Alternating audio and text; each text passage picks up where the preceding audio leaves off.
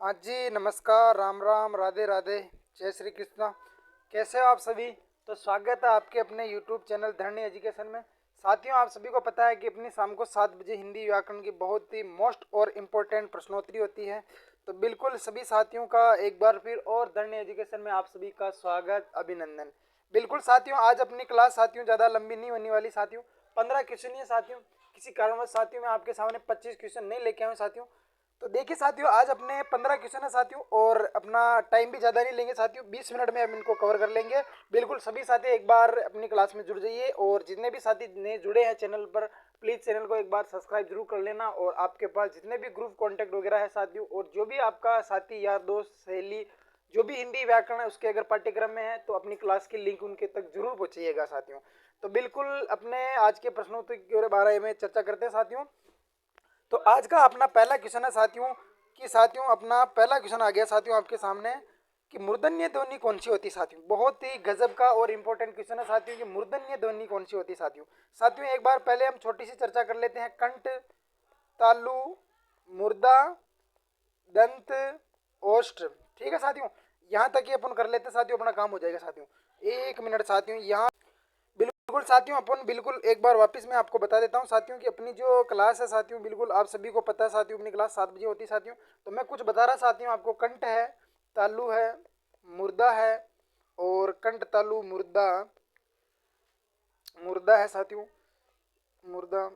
ठीक है साथियों, कंठ तालु मुर्दा दंत ओष्ठ। साथियों अपने को मूर्धन्य तक चाहिए साथियों। अभी मैं केवल आपको इतना बता देता हूँ साथियों मूर्धन्य कौन से होते हैं। साथियों मैंने जब आपको लिखाया था कि क वर्ग आएगा, च वर्ग आएगा, और साथियों आपका कौन सा आएगा, क च ट वर्ग आएगा। ठीक है साथियों, तो अपने को पूछ रहा है साथियों कि आपको मूर्धन्य ध्वनि कौन सी साथियों। तो साथियों आपका ट वर्ग कौन सा साथियों, वही अपना उत्तर होगा। कौन सा होगा लाडलो अपना उत्तर? बिल्कुल साथी, सभी साथी बिल्कुल राइट आंसर देंगे इसका, क्योंकि मैंने आपको बता दी साथियों कि ट वर्ग कौन सा होगा। तो इसका सभी साथी राइट दे रहे हैं कि आपका 1 का 3 आंसर राइट हो जाएगा। बिल्कुल सभी साथियों का राइट आंसर हो जाएगा साथियों। क्या वर्ग कौन सा हो जाएगा साथियों, आपके कंठ ध्वनि हो जाएगी। बी आप जो आपका तालु है साथियों, वो आपका जो च ध्वनि है साथियों, वो सारी की सारी च वर्ग है साथियों, वो आपके तालु वाली ध्वनि में आती है साथियों। और साथियों आपके जैसे कंठ तालु मुर्दा, फिर आपके साथियों आ जाए दंत आ जाएगा साथियों, क च ट त इसमें आ जाएगा साथियों। कंठ तालु मुर्दा दंत ओष्ठ, ओष्ठ वाला जो बचेगा साथियों वो आपके प वाले में आ जाएगा। लेकिन साथियों अपना जो राइट आंसर है वो अभी आपका 3 आंसर है, तीसरा राइट है। बिल्कुल अगले क्वेश्चन की तरफ चलते हैं साथियों। बिल्कुल सभी साथियों का अपने इस ऑनलाइन प्लेटफॉर्म में आप सभी का दिल खोलकर स्वागत है साथियों। बिल्कुल साथियों आपके सामने अगला क्वेश्चन है साथियों। ये ऑप्शन देना भूल गए साथियों, तो अपन लिख देते हैं ए, बी और सी और डी। साथियों आपके सामने है कि इत्यादि जो शब्द है साथियों, इसका सही संधि विच्छेद बताइए साथियों। पहली बात तो साथियों इसका जो आपके साथियों है ना, इत्यादि का संधि विच्छेद क्या होगा लाडलो। पहली बात तो साथियों आपको अधूरा शब्द दिख रहा है, तो इसके अंदर आपका कौन सा होगा साथियों, आपके यण संधि होगी। क्यों साथियों, क्योंकि मैं यण संधि इसलिए बता रहा हूँ साथियों क्योंकि आपको पता है साथियों कि यदि वह या ये या अथवा र के बाद में यदि कोई अधूरा वर्ण दिखे या उसके बाद में कोई असमान स्वर आए तो साथियों वहां पर आपका यण संधि होती है साथियों, यण स्वर संधि होती है। बिल्कुल सभी साथियों को पता है कि इसके अंदर कौन सी संधि है साथियों। देखिए साथियों आपका जो ये है, ये आपके ई में बदल जाएगा। किस में बदल जाएगा साथियों, ई में बदल जाएगा। और ये चीज मैं आपको रोज ही बताता हूँ, कौन सा नियम लग रहा है कौन सा नियम नहीं लग रहा है, ये तमाम बातों पर साथियों मैं आपके रोज चर्चा करता हूँ। तो पहली बात है साथियों आपका क्या हो जाएगा साथियों, इति दन में आदि हो जाएगा। क्या हो जाएगा लाडलो, इति दन में आदि हो जाएगा। तो कौन सा ऑप्शन है साथियों आपका बिल्कुल राइट, आपका बिल्कुल सही दे रहे हैं सभी साथी कि दो का जो आंसर है साथियों आपका वो बी आंसर राइट हो जाएगा। अच्छी बात है साथियों, आपका आंसर राइट आ रहा है। बिल्कुल साथियों नेक्स्ट क्वेश्चन की तरफ बात कर लेते हैं। अगला क्वेश्चन साथियों आपके सामने है नंबर 3, निष्फल में कौन सी संधि है साथियों। बहुत ही अच्छी बात है साथियों, आपको इन तमाम क्वेश्चनों की आपको जानकारी है साथियों। साथियों कुछ क्वेश्चन मैं आपको सरल भी देता हूँ, तो कुछ क्वेश्चन आपको मैं कुछ क्वेश्चन आपको हार्ड भी देता हूँ, ताकि जो अपना जो टेस्ट का जो मॉडल पेपर रहे साथियों वो बिल्कुल आपका बिल्कुल एग्जाम पैटर्न पर ही है साथियों। और अधिकतर कोशिश मैं ये करता हूँ साथियों कि आपके या तो पिछले आए हुए क्वेश्चन या आपके बनने वाले क्वेश्चन, या फिर मैं उसी पैटर्न को फॉलो करता हूँ साथियों जो आपके परीक्षा पैटर्न में जो आपको हूबहू देखने को मिलेगा। तो सभी साथी एक बार क्लास को फिर और से एक बार बिल्कुल सभी साथियों को क्लास को लाइक करनी है, बिल्कुल शेयर भी करनी है। तो साथियों ये अपने को पूछ रहा है कि निष्फल में कौन सी संधि हो जाएगी साथियों। तो इसके अंदर आपके विसर्ग संधि हो जाएगी, नी है दन में फल हो जाएगी। कौन सी संधि हो जाएगी साथियों, आपके 3 के अंदर आपका राइट आंसर क्या हो जाएगा साथियों, आपका ए इसका राइट आंसर हो जाएगा। अगले क्वेश्चन की बात कर लेते हैं लाडलो। अगला क्वेश्चन साथियों ये कह रहा है कि प्राज्य शब्द में कौन सा उपसर्ग लगा है साथियों। बिल्कुल साथियों आपके पराधन में जे, कौन सा लगा है साथियों, आपके पराधन में जे। बिल्कुल साथियों आपका प्राधन्यजय। बिल्कुल साथियों, जो हार होती है साथियों इसके लिए हम पराजय का करते हैं साथियों। बिल्कुल साथियों, जैसे कि इसके अंदर अपन विजय भी लगा सकते हैं साथियों, विधन्यजय। ठीक है साथियों, ऐसे बहुत सारे आपके जैसे कि समझे तो सम धन में जाए तो क्या हो जाएगा साथियों आपका संजय हो जाएगा, तो सम उपसर्ग लगेगा। लेकिन लाडलो आपकी जो चार ऑप्शन है साथियों इसके अंदर कौन सा ऑप्शन लगा हुआ साथियों, आपका बी ऑप्शन है। बिल्कुल सभी साथियों का राइट आंसर आ रहा है, बी ऑप्शन आपका राइट है। बिल्कुल पराजय शब्द में आपके उपसर्ग कौन सा लगता है साथियों, आप सभी को पता है साथियों, उप यानी आपके पास या साथ होता है, सर्ग यानी कि जुड़ना होता है। वे शब्द जो किसी शब्द के पूर्व पहले प्रारंभ में लगकर उसके अर्थ में परिवर्तन या विकार ला देते हैं वे उपसर्ग कहलाते हैं साथियों। उपसर्ग शब्दांश होते हैं साथियों, ये स्वतंत्र इनका स्वतंत्र अर्थ नहीं होता है लाडलो, ये किसी शब्द के पूर्व पहले प्रारंभ में लगते हैं और लगकर उस अर्थ में परिवर्तन और विकार ला देते हैं या उसको प्रभावित कर देते हैं लाडलो। और याद रख लेना साथियों इसके अंदर मोस्ट इंपॉर्टेंट बात कि इनके अंदर संधि नियम लागू रहता है लाडलो, और लागू रहे ये जरूरी नहीं होता है। तो कौन सा राइट आंसर आपका साथियों, आपके बी हो जाएगा। अगले क्वेश्चन की बात करते हैं साथियों। बिल्कुल साथियों, आपका वापस उपसर्ग से ही क्वेश्चन है साथियों। ये कह रहा है कि संतोष जो शब्द है साथियों इसके अंदर कौन सा उपसर्ग लगा हुआ लाडलो, ध्यान रख लेना क्या लगा हुआ साथियों, आपके सम धन में तोष। क्या है लाडलो, आपके सम धन में तोष, तो व्यंजन संधि है साथियों। और उपसर्ग कौन सा लगा है इसके अंदर आपका, बिल्कुल सभी का राइट आंसर आपका बी हो जाएगा। 5 का राइट आंसर बी है साथियों, अच्छी बात है साथियों। बिल्कुल बिल्कुल सभी का स्वागत, अभिनंदन। देखिए साथियों, कमेंट जरूर किया करो कि मेरे कितने क्वेश्चन हो रहे हैं, आप किसकी तैयारी कर रहे हो साथियों, तो मुझे भी अच्छा लगेगा कि आपके कितने क्वेश्चन सही हो रहे हैं साथियों। और मुझे ये भी पता चलेगा कि आप किस लेवल की तैयारी कर रहे हो। बिल्कुल बिल्कुल सभी का जिस पैटर्न का आपके क्वेश्चन होगा साथियों, या जिस प्रकार का आपका सिलेबस होगा और जो वृत्ति भी पहले आ रही है साथियों, हम उसी परीक्षा पैटर्न को या उसी सिलेबस को फॉलो करके साथियों हम क्वेश्चन की संख्या भी बहुत जल्दी बढ़ाने वाले साथियों। लेकिन साथियों आज क्या है कि इमरजेंसी होने के कारण अपन क्वेश्चन 15 ही करेंगे, बिल्कुल 15। बिल्कुल फिर आपके बिल्कुल आपके 30 क्वेश्चन कर दूंगा साथियों। और 30 क्वेश्चन जैसे करूंगा, किसी भी पेपर की एग्जाम डेट आती है साथियों तो मैं फटाके आपके 30 से 25 से डायरेक्ट 50 कर दूंगा। बिल्कुल कोई दिक्कत नहीं साथियों, आपको हिंदी व्याकरण पर केवल मुझ पर भरोसा कीजिए साथियों, क्योंकि मैंने इसी चैनल पर आपके थ्योरी भी पढ़ा रखी है साथियों। बिल्कुल साथियों, आप कंटेंट देखकर आपके क्वालिटी देखकर साथियों आप बिल्कुल मेरे जो द्वारा हिंदी व्याकरण पढ़ाई जा रही साथियों आप इसको बिल्कुल फॉलो कर सकते हैं साथियों। बिल्कुल मैं उसी पैटर्न को फॉलो करता हूं साथियों जो एग्जाम में पैटर्न आपके पूछा जा रहा है या पहले पूछा हुआ साथियों, या उसके इर्द गिर्द जितनी भी संभावना वाली चीजें होती हैं उनको लेना बहुत ही अच्छी बात है साथियों, और लेना भी चाहिए। क्योंकि साथियों अगर मैं आपको अगर 1 घंटा चीज पढ़ा रहा हूँ साथियों, अभी मैं आपको जैसे कि आधा घंटा पढ़ा रहा हूँ, तो इसका अगर कोई औचित्य होगा तभी आप मतलब कि यहाँ पर समय व्यस्त करोगे, नहीं तो साथियों क्या मतलब है। तो बिल्कुल सभी साथियों को देखिए साथियों, ये आपके पूछ रहा है कि जो चालाक शब्द है साथियों इसके अंदर आपका उपसर्ग कौन सा था साथियों। ठीक है साथियों, तो इसके अंदर बताना है कि साथियों आपके उपसर्ग कौन सा है साथियों, यानी कि साथियों इसके अंदर उपसर्ग है साथियों आपके आक, क है, लाक है और लक है। बिल्कुल सभी साथियों का 6 का राइट आंसर कौन सा आ रहा है साथियों, बिल्कुल चाल धन में क्या हो जाएगा साथियों आपका, चाल तो मूल शब्द है साथियों, और इसके अंदर आपका आग प्रत्यय लगा हुआ, कौन सा लगा लाडलो, आपके आग प्रत्यय लगा हुआ, तो इसका राइट आंसर आपका ए हो जाएगा। बिल्कुल बिल्कुल सभी साथियों का स्वागत, अभिनंदन। अगले क्वेश्चन की बात कर लेते हैं साथियों कि निम्नलिखित में से कौन सा द्वंद्व समास का उदाहरण लाडलो। ये कह रहा है कि इसके अंदर कौन सा द्वंद्व समास है साथियों, पाप पुण्य, यथाशक्ति, और आपके राजा और प्रजा, और जीवन और मरण। साथियों आपको बताना है कि इसके अंदर आपके द्वंद्व समास का उदाहरण नहीं है, याद रख लेना साथियों, आपको नहीं पूछ रहा है साथियों, और ये द्वंद्व ऐसे लिखा जाएगा, कोई दिक्कत नहीं। ठीक है साथियों, तो याद रख लेना साथियों आपके पाप और पुण्य, बिल्कुल सही बात है साथियों। बिल्कुल यानी कि साथियों आपके जिंदगी में आपके पाप और पुण्य, पाप और पुण्य, या तो पाप कर सकते हो। देखिए साथियों यहाँ पर जो शब्द सही आएगा साथियों वो आएगा या तो पाप होगा या पुण्य होगा, पाप या पुण्य, क्योंकि साथियों आपका विलोम शब्द है, ध्यान रख लेना। ठीक है, और इसलिए नहीं आएगा साथियों क्योंकि ये विलोम शब्द नहीं है, बिल्कुल विलोम शब्द है इसलिए यहाँ पर आपके ये आएगा। ठीक है साथियों, यथाशक्ति यानी कि शक्ति के अनुसार, यथा, प्रति, बाबत, बेबिला, प्रथम शब्द उपसर्ग, प्रथम शब्द पुनरावृत्ति वाले शब्द आ जाए, उपसर्ग शब्द आ जाए, प्रथम पद प्रधान होता है साथियों, ये किसमें होता है लाडलो आपका, तो ये लाडलो आपके अव्ययभाव समास का उदाहरण है। बहुत ही अच्छी बात है साथियों कि आपको पता है कि ये किसका उदाहरण है। आगे क्वेश्चन दिया है साथियों आपके जीवन मरण, जीवन और मरण, यानी कि ये भी विलोम शब्द है साथियों, तो जीवन है या मरण हो जाएगा, क्या हो जाएगा साथियों आपका जीवन या मरण हो जाएगा। तो इसका जो आपका राइट आंसर हो जाएगा साथियों, बिल्कुल बिल्कुल बिल्कुल सभी साथियों का स्वागत। बिल्कुल देखिए साथियों आपका जो राइट आंसर हो जाएगा ये कह रहा है साथियों कि आपका जो निम्नलिखित में से कौन सा शब्द द्वंद्व समास का उदाहरण नहीं है साथियों। बिल्कुल साथियों आपका पाप या पुण्य हो गया, जीवन या मरण हो गया साथियों, राजा या प्रजा। बिल्कुल साथियों, ये भी आपका विलोम शब्द नहीं आता साथियों, क्योंकि राजा अलग चीज हो जाती साथियों और प्रजा अलग चीज हो जाती। ठीक है साथियों, राजा और प्रजा दोनों भी कर सकते हैं साथियों। बिल्कुल, तो आपका कौन सा हो जाएगा साथियों, आपकी यथाशक्ति। तो यथाशक्ति में कौन सा राइट आंसर हो जाएगा साथियों, आपका बी आंसर राइट हो जाएगा। अगले क्वेश्चन की बात करते हैं लाडलो। अगला क्वेश्चन है साथियों कि इनमें से किस शब्द में अपादान तत्पुरुष है साथियों। ये कह रहा है साथियों कि अपादान तत्पुरुष साथियों, अपादान का मतलब होता है साथियों आपके से। और याद रख लेना साथियों, हमेशा चीज आपके अपादान में अलग होने के अर्थ में आती है। बिल्कुल साथियों, आपके पहला ऑप्शन है साथियों आपका पद चयुत, बी ऑप्शन है साथियों आपका शोकाकुल है साथियों, और डी ऑप्शन साथियों आपका बाढ़ पीड़ित है, डी ऑप्शन है साथियों आपका हस्तलिखित है साथियों। देखिए साथियों, अब मैं आपको बता रहा हूं कि इनमें से अपादान तत्पुरुष समास का उदाहरण है। देखिए साथियों कि पद च्युत यानी कि पद से अलग होने का बहुत हो रहा है साथियों, कि पद से च्युत, तो साथियों इसके अंदर आपका से आएगा। बिल्कुल साथियों, पद से च्युत यानी कि अलग होने का बहुत कर रहा है साथियों, तो 8 का आपका राइट आंसर तो साथियों ए हो जाएगा। क्या हो जाएगा लाडलो, आपका ए हो जाएगा। लेकिन साथियों में अब आपके तीनों है साथियों, तो इनकी भी आपको मैं एक बार व्याख्या करके बता देता हूँ साथियों।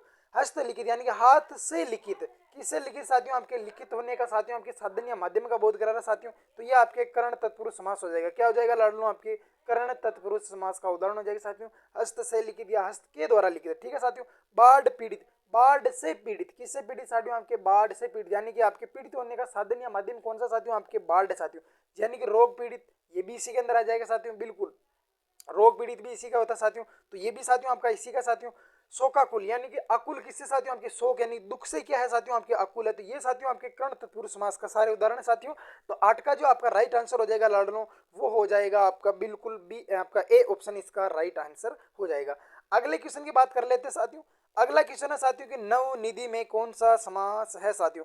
देखिए साथियों, आपको पहली बात है कि साथियों यहाँ पर लिखा हुआ है नो, नौ विधियों का समूह या समाहार। नव विधि, नव का मतलब साथियों ऐसे मान लीजिए नौ, नव का मतलब क्या है साथियों, आपके नौ निधि या नौ निधियों का समूह साथियों। ये आपके साथियों आपका पहला उपसर्ग आपके संख्यावाची होता है साथियों, और दूसरा पद कोई ना कोई संख्यावाची साथियों, और इसका दूसरा पद प्रधान होता है लाडलो। तो इस समास की पहचान के लिए एक ही शब्द बोलूं दूं, तो वो आपका है द्विगु समास। कौन सा समास साथियों, आपके नौ निधियों का समूह है या समुदाय। बिल्कुल अच्छी बात है साथियों, आपको फटा के इसका उत्तर भी आ गया साथियों, क्योंकि आप सभी को पता है कि संख्यावाची शब्द आपके 1 से लगाकर 10 और 10 से बाजे द्विगु समास में आते हैं साथियों, और उन उपसर्ग वाले साथियों आपके अव्ययभाव समास में आते हैं साथियों।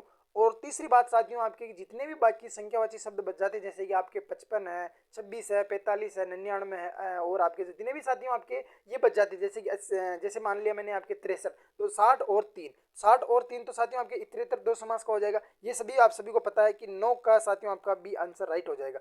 बिल्कुल साथियों, मैंने आपको थोड़ी करवाई थी ना, तब मैंने आपको बिल्कुल नोट लगवा के लिखवाया था कि इस चीज में आपके ये चीज होगी। अच्छी बात है साथियों, अगली क्वेश्चन बात कर लेते हैं। ये कह रहा है कि मछली का प्रायवाची नहीं है साथियों। अगला क्वेश्चन है साथियों आपके सामने कि मछली का प्रायवाची नहीं साथियों। ए ऑप्शन है साथियों आपका चिकूर है, बी ऑप्शन साथियों आपका मकर है, सी ऑप्शन साथियों आपका अंडज है, और डी ऑप्शन साथियों आपका मत्स्य है। साथियों इसके अंदर आपको थोड़ा थोड़ा यूं लग रहा है कि यार अंडज से तो मछलियों का जन्म होता नहीं साथियों, क्योंकि मछलियों के तो झींगा होते हैं, छोटे छोटे बच्चे होते हैं साथियों, तो ये तो अंडज यानी कि साथियों जो अंडे से पैदा होता है उसके लिए आता है साथियों, तो ये तो आपका नहीं होगा साथियों। कॉमन सेंस से भी आपका ये क्वेश्चन हल हो सकता है, क्योंकि मछलियों क्या अंडे नहीं देती, देती है साथियों, लेकिन कुछ मछलियां ही देती है, सारी प्रजाति की मछलियां अंडे नहीं देती है। तो साथियों आपको यही पूछ रहा है कि मछली का प्रायवाची नहीं है साथियों। चिकुर होता है, मकुर मकर होता है, और मत्स्य होता है साथियों। ये साथियों आपके उदाहरण इंपॉर्टेंट हो जाएगा साथियों, ये आपके पटवार में पूछा हुआ साथियों, बहुत ही अच्छा क्वेश्चन है साथियों, ये आपके पूछा हुआ साथियों, तो स्क्रीनशॉट भी लेना चाहो तो ले लो आप इसका। अगले क्वेश्चन की बात कर लेते हैं साथियों कि सारंग का संबंध नहीं है साथियों। ये कह रहा है साथियों आपका कि सारंग जो सारंग का संबंध नहीं है साथियों। क्या पपिया से नहीं है साथियों, क्या कोयल से नहीं है, क्या तोता से नहीं है, और डी ऑप्शन साथियों आपका मोर से नहीं है। यानी कि सारंग का अर्थ संबंध नहीं है साथियों, ये आपको बताना साथियों। बहुत ही अच्छा उदाहरण साथियों, फटाफट बताइए साथियों कि इसका राइट आंसर क्या हो जाएगा। बिल्कुल बिल्कुल बिल्कुल, सभी को मैं आपको उत्तर देने का टाइम दे रहा हूँ साथियों। इसका आप सभी को पता है कि इसका राइट आंसर क्या हो जाएगा साथियों, आपका सी हो जाएगा। साथियों आपके पपिया भी आपके सारंग के अर्थ में आता है साथियों, कोयल भी आता है साथियों, मोर भी आता है साथियों। बिल्कुल बिल्कुल, तो साथियों नहीं आता है तो कौन नहीं आता साथियों, आपका तोता नहीं आता। बिल्कुल साथियों, आपका जो तोता शब्द है साथियों वो सारंग के अर्थ में नहीं आता है। तो आपका राइट आंसर कौन सा हो जाएगा मेरे भैया, ये आपका 3 नंबर इसका राइट आंसर हो जाएगा। अगले क्वेश्चन की बात करते हैं साथियों। अगला क्वेश्चन आपके सामने आ चुका है साथियों, विलोम शब्द से संबंधित है साथियों। अब तो साथियों ये तो बहुत ही आपके छोटा सा क्वेश्चन है साथियों, कि ये पूछ रहा है कि जो नीरस शब्द है साथियों इसका विलोम शब्द बताना साथियों। ए ऑप्शन है साथियों आपका रसीला, बी ऑप्शन है साथियों आपका सरस है, सी ऑप्शन साथियों आपका वीरेश है, डी ऑप्शन साथियों आपका अरहान है। तो साथियों आपको बताना है कि जो सरस बोल दिया साथियों मैंने आपके सरस और नीरस, तो साथियों आपका कौन सा हो जाएगा साथियों आपका, तो राइट आंसर आपका हो जाएगा बी हो जाएगा। 12 का राइट आंसर आपका बी हो जाएगा। नीरस और सरस आपके विलोम शब्द है साथियों, ये आपके एलडीसी के अंदर आपके पूछा हुआ क्वेश्चन है साथियों। बिल्कुल सभी साथियों को एक बार फिर और धरनी एजुकेशन की तरफ से मैं विनोद दाकड़ आप सभी का स्वागत और अभिनंदन करता हूं लाडलों। बिल्कुल अपनी क्लास को साथियों बहुत ज़्यादा शेयर किया करो साथियों, और जिस तरह अपनी क्लास के जो वीडियो अब 100 से भी ज़्यादा यूज आने लगे साथियों, वो सब आप सभी का ही प्रेम प्यार स्नेह है साथियों। इसी तरह आप साथियों अगर प्रेम प्यार स्नेह बनाए रखोगे साथियों, तो मैं साथियों आपके सामने बिल्कुल थोड़ी वाली क्लासें भी मैं आपके सामने बिल्कुल लेके आऊँगा साथियों। जो समझाने वाले टॉपिक थे साथियों वो मैंने आपको करवा दिए साथियों। अब साथियों मैंने आपको उस दिन बताया था कि विलोम शब्द है, जैसे तत्सम है, तद्भव है, अनेकार्थी है, समानार्थी शब्द है, ये जो शब्द है साथियों वाक्यांश के लिए एक शब्द है, लोकोक्ति मुहावरे वाले बच्चे हैं साथियों, ये मैं आपके साथियों आपके 250-500 का मैंने आपको वादा कर रखा साथियों। इस वादे पर मैं बिल्कुल खरा उतरूंगा, लेकिन साथियों उससे पहले अपनी क्लास को साथियों इस महीने के अंदर अपनी क्लास को साथियों आप बिल्कुल 2000 जो सब्सक्राइब है साथियों वो आंकड़ा भी पूरा करवा दीजिए साथियों। और कोशिश कीजिए साथियों कि अपनी जो क्लास है साथियों वो ज़्यादा से ज़्यादा लोग देखें साथियों, ताकि आपको भी फायदा हो साथियों और मुझे भी एक जोश मिलेगी हाँ साथियों कि मेरी जो द्वारा जो जानकारी दी जा रही है वो आपके लिए बहुत ही सार्थक अर्थ हुई साथियों। और याद रख लेना साथियों, राजस्थान की तैयारी करने वाला बंदा अगर उसे जीके पढ़ना है तो उसके साथ साथ में आपको उतनी ही हिंदी पढ़नी है जितनी साथियों आपको नौकरी लगने के लिए बिल्कुल जरूरी है। तो साथियों ये पूछ रहा है कि गणतंत्र का विलोम शब्द होगा लोकतंत्र, स्वतंत्र, निजतंत्र। साथियों आप सभी को पता है कि लोकतंत्र और गणतंत्र, लोकतंत्र और राजतंत्र, यानी कि गण और राजतंत्र, यानी कि राजा का जो तंत्र होता है वो राजतंत्र होता है साथियों, गण का मतलब होता है साथियों आपके समूह। बिल्कुल साथियों, तो राइट आंसर हो जाएगा आपके लाडलों 13 का डी ऑप्शन इसका राइट हो जाएगा।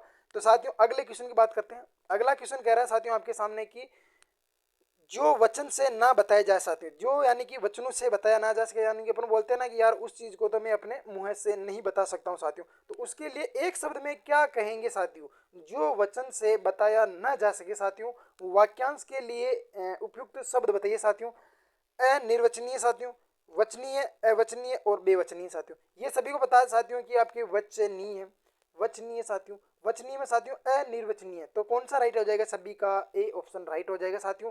प्लीज क्लास को एक बार लाइक जरूर कीजिएगा साथियों, और कमेंट में ये जरूर बताना लाडलों कि आपके 25 में से आप सॉरी आज तो 15 क्वेश्चन है साथियों, कि 15 में से आपके 15 किसके हुए साथियों। आज के तो साथियों एक भी क्वेश्चन में आपके हल्ड नहीं लिया साथियों, क्योंकि अब्सेंट आपके आप सभी को पता है साथियों, आप सभी को अपेक्षा रहती है मेरे से साथियों की आशा अपेक्षा है कि अपनी क्लास शाम को 7 बजे होगी। आप सभी भी मेरा इंतजार करते हैं साथियों, और मुझे भी एक उमंग रहती है कि यार नहीं मुझे क्लास लेनी है साथियों, चाहे मेरे पास कैसी भी परिस्थितियां हो तो मैं आपके सामने क्लास जरूर लेके आता हूँ।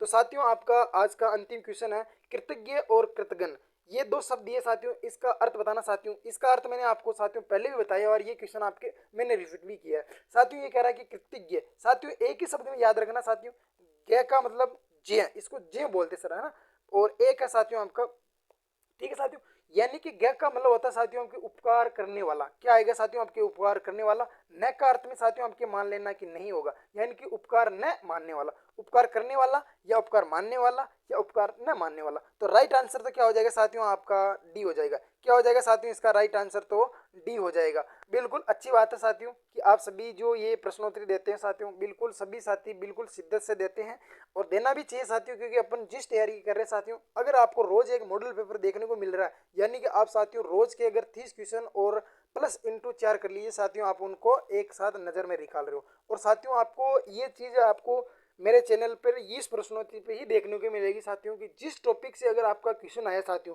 मैं उस टॉपिक की पूरी या क्या कर देता हूँ, चाहे वो मौखिक करूँ चाहे वो लिखित करूँ, लेकिन मैं आपको जो कन्फ्यूज वाली स्थिति होती है साथियों उसके अंदर बिल्कुल भी मैं आपको नहीं रखता हूँ। यानी कि जो भी अगर समाज से है या संधि से या उपसर्ग से या प्रत्यय से है या संज्ञा सर्वनाम इनसे है, तो मैं आपको पूरी की पूरी जानकारी दे देता हूँ साथियों। और कोई सा क्वेश्चन में अगर पहले पेपर में आया हुआ साथियों उनसे लेता हूँ तो भी मैं आपको इसकी जानकारी देता हूँ, ताकि साथियों आपको भी पता रहे कि ये क्वेश्चन और अपने इस लेवल के क्वेश्चन आ रहे हैं और इसी क्लास से अपने क्वेश्चन छप रहे हैं। तो साथियों आपका भी मेरे प्रति विश्वास होगा और मुझे भी एक जोश मिलेगा कि नहीं यार मुझे आपके लिए और मेरे लिए दोनों के लिए अपन को एक अच्छा काम करना चाहिए साथियों, जिससे आपको भी फायदा हो और मुझे भी फायदा हो। तो साथियों मिलते हैं एक नई प्रश्नोत्तरी के साथ, तब तक के लिए सभी बहन भाइयों को राम राम, राधे राधे, जय श्री कृष्णा। और क्लास को शेयर करना ना भूले साथियों, और जो साथियों आपका बेल आइकन का जो बटन है साथियों, इसको भी दबाना ना भूले साथियों। बिल्कुल, और एक प्यारा सा कमेंट करना साथियों कि आपको ये क्लास कैसी लग रही है साथियों, और आप किसकी तैयारी कर रहे हो। तो जय हिंद, जय भारत।